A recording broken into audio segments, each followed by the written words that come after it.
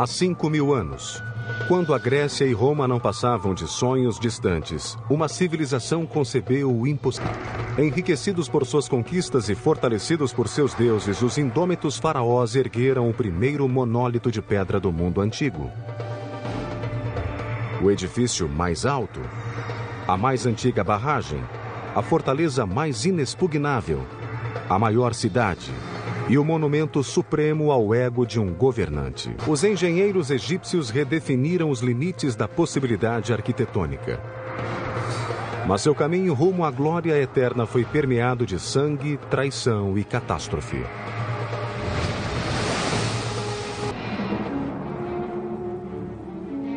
Verão, ano 3000 a.C.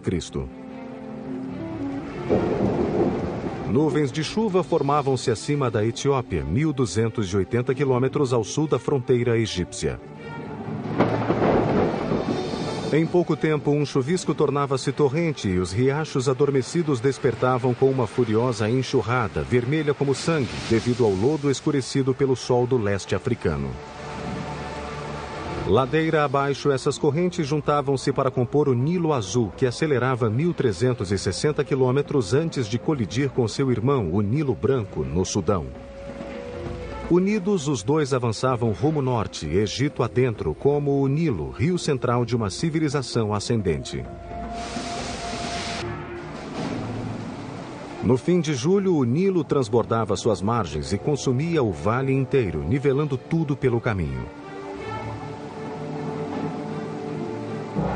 Ao longo de 960 quilômetros do sul do Egito até o mar Mediterrâneo, aldeias eram alagadas e milhares ficavam sem teto. No Egito, a enchente é um evento anual, mas os efeitos da devastação podiam durar uma vida.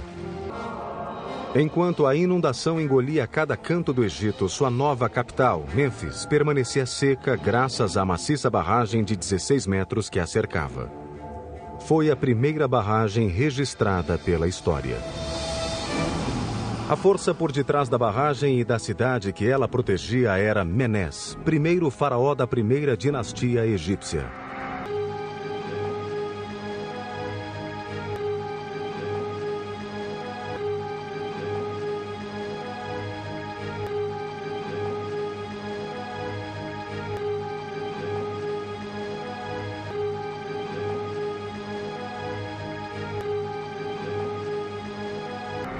Ele era um guerreiro apaixonado por construção e seu exército recentemente unificara o Alto e o Baixo Egito em um só grande reino. Em Mênfis, Menés impôs sua vontade sobre a mãe natureza com a ajuda de uma inovadora tecnologia de construção. Hoje, a barragem construída por Menés perdeu-se na poeira dos séculos. Mas outra barragem antiga sobrevive a leste de Mênfis. Conhecida como Sadi al-Kafara e datada de 2.700 anos antes de Cristo, esta obscura ruína nos dá uma noção das técnicas egípcias de construção de barragens. Consistia em duas maciças muralhas de pedra com 11 metros de altura, 5 a menos que a barragem de Menés. A largura de cada muralha era 24 metros na base e 12 na parte de cima. Terra e pedregulhos preenchiam o espaço entre elas. 100.000 toneladas de pedra e cascalho foram extraídas e transportadas para erguer essa barragem, e mais ainda para a que Menés construiu. Há 5.000 anos, um projeto de tal magnitude exigia labor e esforço incalculáveis. There may have been a flash flood at a crucial point in the construction of the dam, and the water swept through and completely ruined it. Para os antigos engenheiros egípcios, pioneiros em projetos nunca antes concebidos, desastres faziam parte do processo de aprendizado. O misterioso faraó Menés foi fundamental na transição do Egito de uma coalizão de fazendeiros tribais para uma superpotência regional. Dizem que seu reinado durou 62 anos. Terminou abruptamente quando ele foi ferido por um hipopótamo durante uma caçada. Mas a barragem que ele construiu continuaria em pé muito depois que o último faraó voltou para os deuses. Ela foi a pedra angular no legado edificador do Egito, um feito que inspiraria gerações de faraós a empreender obras cada vez maiores e mais ousadas. Initially, nomadic tribes emigrating from sub-Saharan Africa to the Middle East follow the path of the Nile. Later on, during the dawn of agriculture, around 9000 BC, tribes of farmers begin to settle on its banks. When Menes finally united all of these people under one flag, so to speak, around 3000 BC, the Empire of Egypt was born. Ao alvorecer do terceiro milênio antes de Cristo, com a consolidação das cidades-estado egípcias por meio de conquista, o rio, que há muito representava a sobrevivência básica, assumiu um novo papel. O de motor de uma expansão territorial e econômica sem precedentes. Uma rede de portos e canais foi construída para aproximar regiões distantes e irrigar uma paisagem desértica. Barcas enormes tornaram-se os caminhões da época e os canais formavam o equivalente a um sistema rodoviário interestadual. Quase 2000 anos antes que os romanos construíssem suas primeiras choupanas, os faraós já edificavam em uma escala sem precedentes. E pela primeira vez na história, a tecnologia revolucionava não só o modo como as pessoas viviam, mas também como morriam. Em parte alguma, a engenhosidade dos antigos egípcios foi mais aparente do que em seus soberbos túmulos reais. Inicialmente, os túmulos dos faraós eram simples estruturas de tijolos chamadas mastabas. As mastabas consistiam em dois elementos principais. Uma superestrutura retangular na superfície que podia ser visitada por sacerdotes e entes queridos e uma subestrutura de câmaras seladas subterrâneas. Essas câmaras alojavam o sarcófago do rei e tudo o que ele pudesse necessitar na eternidade. À medida que seus túmulos ficavam mais sofisticados, os faraós começaram a construir altares separados para que os sacerdotes adorassem seus espíritos. Foi o primeiro passo na evolução dos túmulos reais, de meras mastabas, a complexos colossais que ainda dominam o deserto egípcio. As pirâmides. No total, os antigos egípcios ergueram mais de 100. 80 continuam em pé e contêm pedra e argamassa suficientes para construir uma muralha de 3 metros de altura por 1,5 de espessura de Nova York a Los Angeles. Hoje, as pirâmides permanecem como a maior atração da antiguidade. Mas não foram sucessos repentinos. Foram necessários 6 faraós, 4 gerações de construtores e muitos desastres de engenharia para atingir proporções tão perfeitas. A primeira etapa do processo era selecionar um local para o túmulo do faraó. Choosing a place for your tomb was a complicated business. The sun rose in the east and would go down in the west, so it would die in the west. And if you were going to be like the sun god, you would be buried in the west. And tombs would then face the east, so they would face the rising sun, with the promise of rebirth and resurrection. Com o local escolhido, a tarefa seguinte era reunir mão de obra. O portal do faraó à outra vida teria de ser construído com o suor de seus súditos. Os operários seriam agraciados com comida, cerveja, roupas e isenção de impostos. Eram organizados em divisões de 20 homens cada.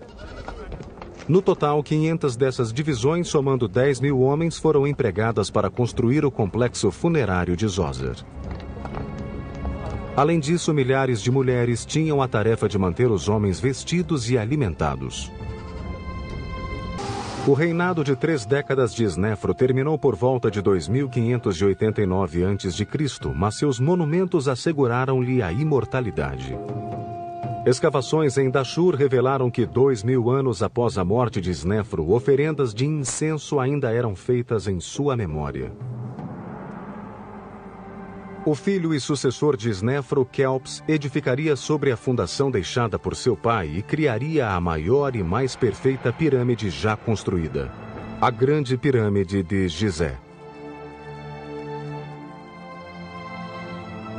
Cada um dos 4 lados da grande pirâmide é quase perfeitamente simétrico, erguendo-se a um ângulo preciso de 51 graus. Quando Kelps ergueu seu torreante monumento, o período do Antigo Império estava no apogeu de sua riqueza e poder. Porém, no espaço de 4 séculos, o grande império das pirâmides submergiu nas trevas.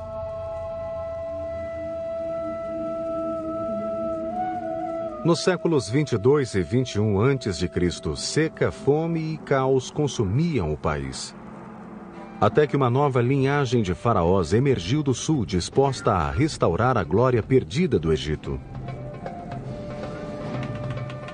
Suas implacáveis campanhas militares expandiriam as fronteiras do império mais do que nunca, deixando para trás um rastro de sangue, temor e fortificações impenetráveis que renovariam a força opressora do Egito e seu poder absoluto.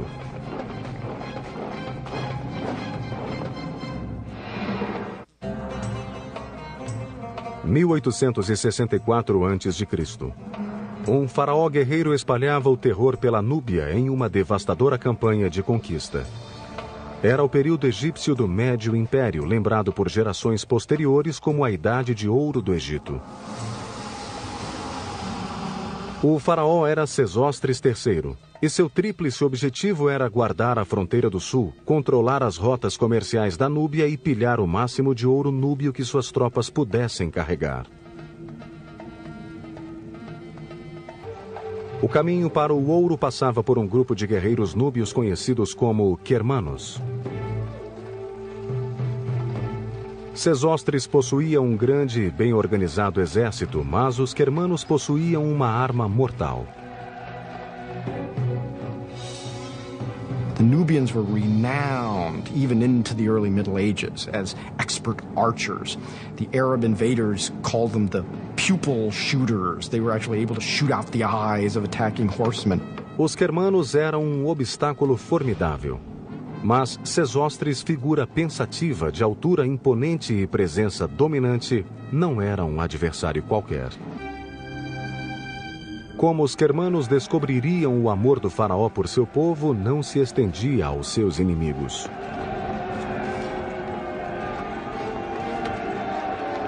Seu exército varreu a Núbia, abocanhando tesouros e territórios, deixando um rastro de morte e destruição. Em um monumento a esse reino de terror na sua fronteira do sul, Sesostris gabou-se de ter incendiado as plantações do inimigo, matado seus homens, escravizado suas mulheres e crianças e envenenado seus poços. Enquanto os Quermanos ressurgiam no sul, uma tribo de guerreiros do Oriente Médio, conhecidos como Hyksos, conquistava o norte. O outrora glorioso Império Egípcio desintegrou-se. O Egito permaneceu cercado durante os 100 anos seguintes. Mas no século XVI a.C., um novo império de faraós nativos se ergueria e restabeleceria a preeminência do Egito. Entre esses monarcas houve uma rainha oportunista que ultrapassaria a barreira entre os sexos e obteria poder absoluto 14 séculos antes do nascimento de Cleópatra.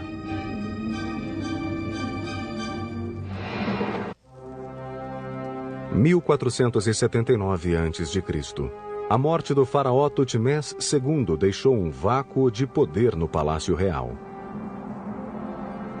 Seu filho, com uma mulher do seu harém, foi proclamado rei Tutmés III, mas ele era uma criança e não podia governar sozinho.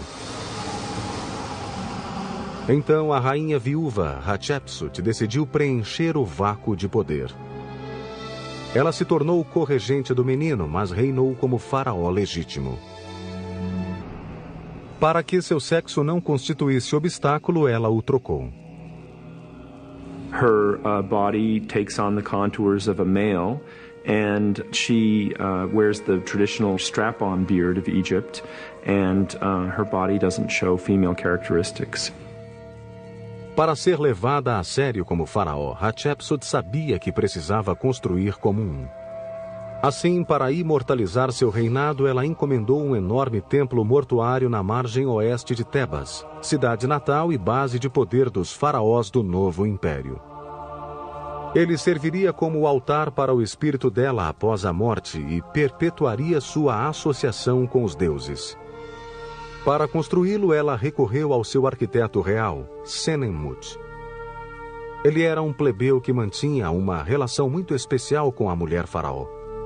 A lot of people like to think that Hatshepsut and Senenmut were more than professional friends.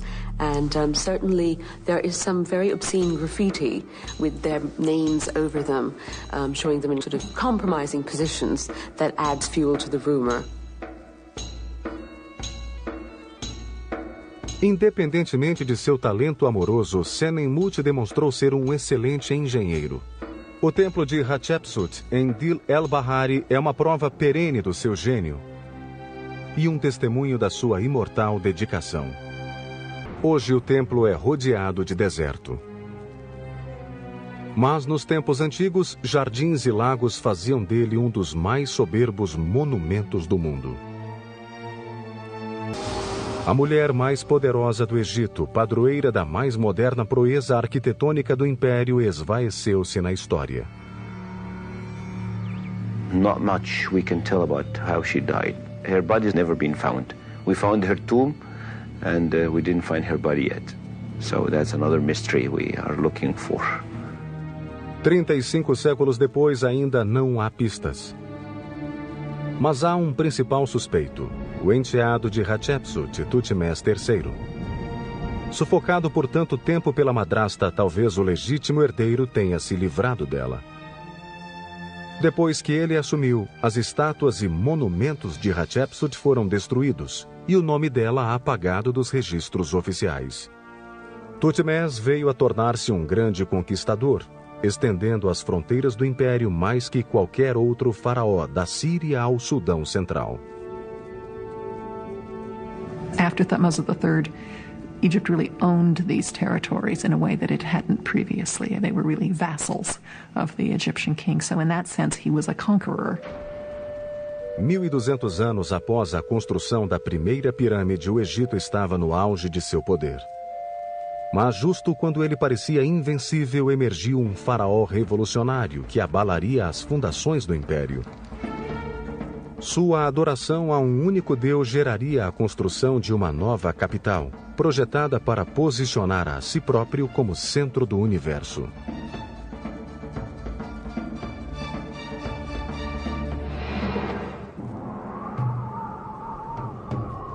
Tebas, 1352 a.C. O templo de Karnak, epicentro da sociedade egípcia, estava em grande expectativa. O bem-amado faraó Amenhotep III havia morrido e seu filho Amenhotep IV estava prestes a se tornar o homem mais poderoso da terra.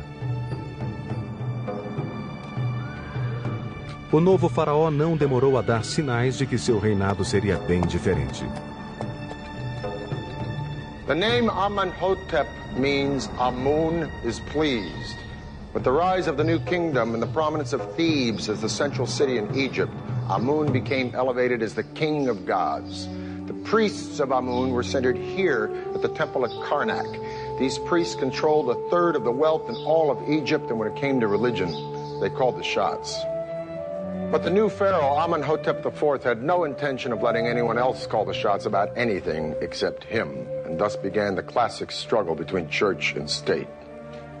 Now, there were several gods associated with Amun, and one of them was Ra, the unseen spiritual force or power behind the sun. The actual disk of the sun and its rays, that which you could see, was a god called Aten. And Amenhotep developed an entire religion around Aten, a second-tier god who up to now had been playing in the minor leagues. But, thanks to the new pharaoh, got bumped up to the big show. Em uma viagem ao norte no 5º ano de seu reinado, Amenhotep deparou com um trecho desértico protegido por torreantes colinas de calcário. Ali Aton falou-lhe, dizendo ser aquele lugar onde a criação começara. Profundamente comovido por esse encontro espiritual, o faraó mudou seu nome para Akhenaton, que significa servidor de Aton. Ele resolveu abandonar a capital do Egito, Tebas, a moderna Luxor, e construir uma nova cidade neste local virgem a 288 quilômetros. O faraó rebelde chamou sua nova cidade de Akhetaton, que significa Horizonte de Aton.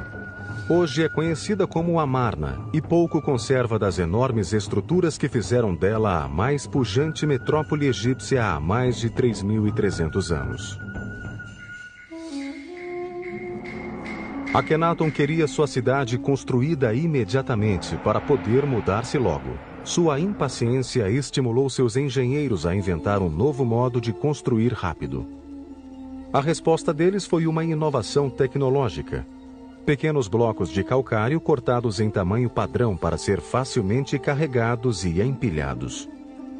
Os blocos chamados talatat pelos arqueólogos foram precursores antigos dos modernos materiais de construção pré-fabricados. O projeto da cidade foi igualmente inovador. Amarna cobria 61,44 quilômetros quadrados, 12,8 quilômetros ao longo da margem leste do Nilo e 4,8 terra adentro. Seu desenho era irradiado pelo túmulo real como raios solares emanando do espírito do rei. Uma estrada real corria paralela ao rio, ligando a cidade central aos palácios e templos do faraó. Os limites da cidade foram demarcados por grandes monumentos chamados estelas limítrofes. Vários desses sobreviveram e suas inscrições transmitem em termos bastante precisos que aquela terra era consagrada ao deus Aton. Em Amarna, o faraó criara seu próprio universo, colocando a si mesmo e a sua família no centro dele. In every depiction from Amarna, anyone outside of the royal family is shown bent over, bowing constantly to both Akhenaten and the royal family. So he seems to have required that people bow and scrape in his presence in a way that we had never seen with previous pharaohs. O rei Sol tinha 4 grandes palácios em sua cidade, cada um servindo a um propósito pessoal e espiritual. O único que sobrevive de modo discernível é o Palácio do Norte. Vestígios de estábulos e fabulosos afrescos com pássaros silvestres foram encontrados aqui, indicando ser este o retiro privado do faraó. Mas há também indícios de um jardim paradisíaco e de uma sala do trono com colunatas onde Akhenaton pode ter recebido visitas importantes. A obsessão do faraó por magnitude estendia-se aos locais sagrados de Amarna. 3 quilômetros ao sul do Palácio do Norte jazem as ruínas de um complexo conhecido como Pequeno Templo de Aton. A palavra pequeno é inapropriada. O complexo cobre quase 6.503 metros quadrados, uma área 2 vezes maior que a da Casa Branca.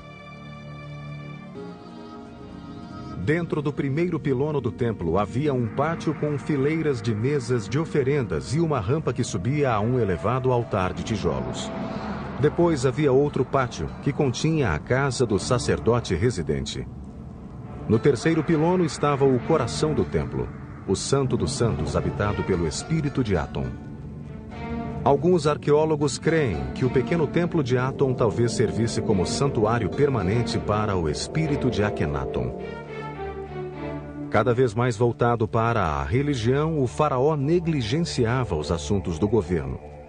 Na segunda década do seu reinado, ele começou a perder o controle sobre o Império Egípcio. It seems that Akhenaten started to take his religion more and more seriously and thus avoided any of the responsibilities of state. He just ignored what was going on beyond the boundaries of his city. So Egypt's empire shrank because a lot of the other people in the powers of the Near East started eating away at it. Muitos detalhes sobre os últimos anos de Akhenaton são desconhecidos. Mas uma coisa é inegável. Sua morte misteriosa em 1336 a.C. desencadeou a fúria vingativa dos sacerdotes de Amon. His statues were broken off and buried in the ground, smashed up. Dentro do túmulo de Merirá, sumo sacerdote do faraó, as paredes estão cobertas com cenas da vida sob o reinado de Akhenaton. A mais chocante de todas é a do rei conduzindo uma biga com sua cabeça e corpo apagados. Embora fosse tarde demais para vingar-se dele em vida, havia tempo para destruí-lo após a morte.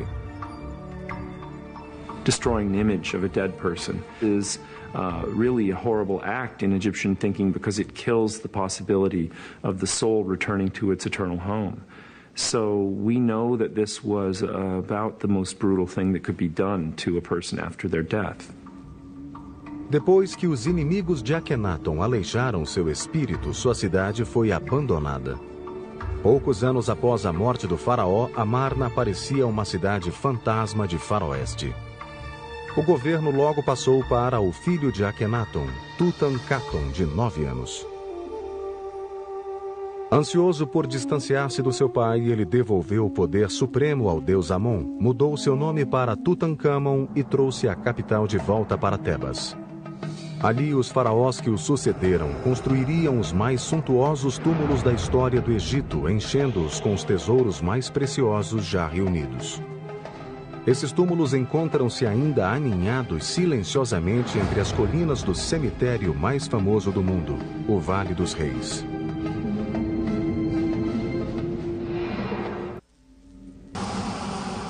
Quando Sete I subiu ao trono em 1294 a.C., havia herdado um império frágil. Nas 6 décadas anteriores, o Egito vacilara após o reinado caótico de Akhenaton. Sete era um soldado experiente que servira como comandante supremo do Egito. Com a disciplina e determinação que se espera de um militar veterano, ele devolveria a ordem ao reino e poder absoluto ao faraó.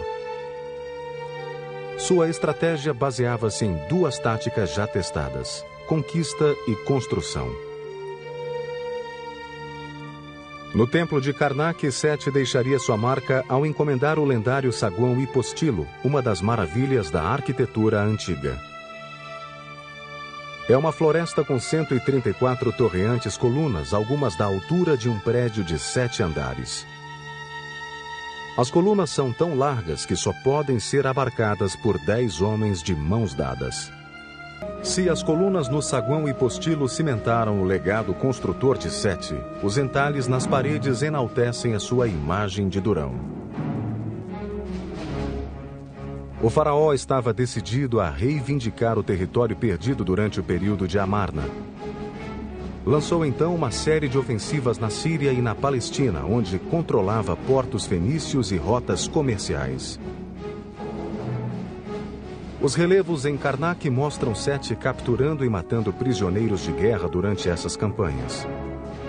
Enquanto os soldados do rei aterrorizavam os vizinhos do nordeste do Egito, os construtores de tumbas preparavam sua residência eterna no Vale dos Reis. Ali, as obras funcionavam com a eficiência de uma linha de montagem. Primeiro, uma equipe de pedreiros talhava o túmulo na rocha sólida, usando simples cinzéis de cobre. Rebocadores vinham depois dos pedreiros, cobrindo as rústicas paredes com uma camada de gesso e cal para deixá-las lisas. Once the walls had been prepared, several artists would come and sketch the plan of the master craftsman, and the sketches would be made in black ink. And then the master would come along and correct these in red. And in some places we still have the correction, so you can tell where people messed up. Os rascunhos identificam o faraó com o deus Sol-Ra e retratam sua jornada pelo mundo subterrâneo à noite. Na câmara funerária, atrás do túmulo, essa viagem culminaria com a ascensão do rei aos céus na manhã seguinte para iniciar sua jornada pelo firmamento. Depois que essas cenas eram rascunhadas, as paredes eram entregues aos escultores, que cinzelavam meticulosamente a superfície em volta de cada desenho para criar relevos tridimensionais.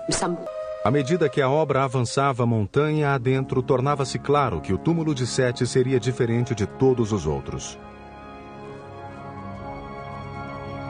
Começava com um longo corredor de entrada, seguido de 2 escadarias antes de atingir um poço destinado a capturar água da enchente e ladrões. Se os ladrões conseguissem cruzar o poço, encontrariam um elaborado ardil do outro lado, uma falsa câmara funerária. Era grande o bastante para um túmulo faraônico, porém vazia e inacabada, transmitindo a mensagem de que ninguém estava sepultado ali. Mas abaixo do solo à esquerda da falsa câmara ocultava-se uma escadaria secreta. Ela conduzia a outro longo corredor que dava para a verdadeira câmara funerária. Aqui Sete I foi sepultado. Sete I, cujos triunfos na construção e na guerra haviam restaurado a antiga glória do Egito, morreu inesperadamente em 1279 a.C. Um exame da sua múmia sugere que ele tinha menos de 40 anos. Após a morte do rei, o cetro passou para o seu filho, Ramsés II. Ramsés teria mais de 100 filhos, sobreviveria à mais lendária batalha do Antigo Egito e cobriria cada canto do império com monumentos colossais ao seu próprio ego. Seu reinado de 67 anos marcaria o apogeu da glória egípcia e também deitaria as sementes de sua falência. Com seu reinado de quase 7 décadas, Ramsés II foi o faraó dos faraós. Desde a infância, todas as esperanças para sua dinastia recaíram nele, que era tratado com a reverência normalmente reservada aos deuses. Seu status como menino de ouro do Egito fazia dele o solteiro mais cobiçado do país.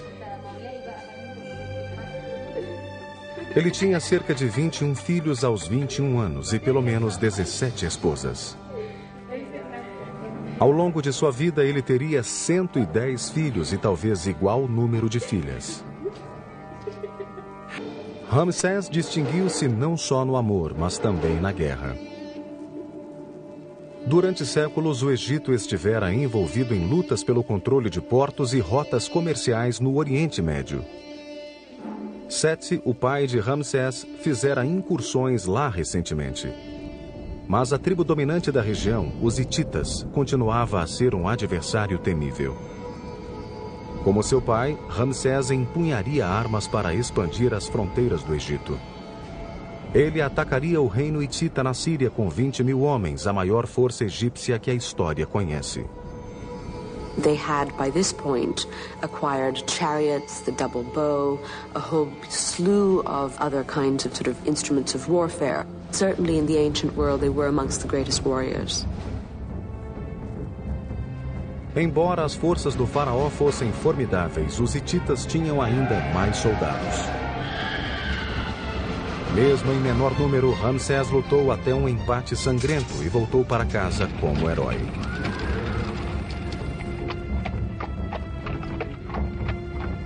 Baixos relevos foram esculpidos para comemorar a bravura do faraó nas paredes de inúmeros edifícios, incluindo seu grande templo em Abu Simbel. As estátuas de Ramsés fora do grande templo medem 21 metros e são as maiores já esculpidas no Egito. No interior, todo um complexo templário foi talhado dentro de uma rocha colossal. Só o primeiro átrio tem mais 8 estátuas majestosas do faraó. Além delas, há uma série de outros aposentos. Um segundo átrio, um santuário e câmaras menores que podem ter servido como depósitos para oferendas sagradas. Cada faceta do templo foi projetada para enviar uma mensagem clara a todos que entravam. Ramsés o Grande era um deus entre os homens. O coração do templo é o seu santuário, que jaz 60 metros no interior da montanha. Dentro dele estão 4 estátuas dos deuses mais poderosos do Egito: Ptah, o deus criador; Amon, o deus supremo; Ramsés, o deus vivo; e Ra-Horakhte, o deus sol. Ao lado do grande templo está outro edificado em homenagem à bem-amada rainha de Ramsés, Nefertari. O faraó podia ter a mulher que quisesse, mas seu coração pertenceu apenas a ela. Na fachada exterior do templo dela há 6 estátuas. 4 de Ramsés e 2 de Nefertari, cada uma com 10 metros de altura. Este é o mais antigo templo egípcio em que as estátuas da rainha são tão altas quanto as do rei, o que demonstra o elevado prestígio dela. Durante o reinado de Ramsés o Grande, os templos em Abu Simbel erguiam-se como imponentes lembretes aos viajantes do norte de que um poderoso império elevava-se logo além do horizonte. Aquele império construído em quase 2 milênios despenderia os 1000 anos seguintes em declínio. Within a few centuries of the death of Ramses the Great in 1212 BC, the new kingdom had fallen victim to the same circumstances that had destroyed the previous ones, increasingly weak leadership and economic depression. Over the centuries, a revolving door of foreign conquerors, Nubians, Libyans, Assyrians, Persians, even Alexander the Great and the Greeks took hold of Egypt. Finally, with the suicide of that legendary Cleopatra VII, in marched Octavian Caesar with the legions of Rome, and ancient Egypt was finished. Over time, these temples were buried by the desert sand, lost to history, just like the civilization that built them. But in our time, they have been reborn to stand once again and proudly proclaim the power and ingenuity of the world's first true empire. The Egyptians put the foundation of engineering. They were the people who invented engineering. Sem a ajuda de computadores ou gruas, os engenheiros egípcios criaram obras-primas monumentais. Testemunhas não só de seu entendimento sofisticado de princípios arquitetônicos, mas também de sua habilidade em reunir grandes quantidades de homens e materiais para executá-las. The Egyptians worked on a much grander scale than anyone did for millennia, really. They have to have had tremendous confidence in themselves and in their construction capability. Mas as imponentes estruturas deixadas pelos egípcios são resultado de muito mais do que granito, calcário e operários. Elas representam gênio inigualável, tecnologia incomparável e o início da eterna luta da humanidade para edificar uma ponte entre o humano e o divino.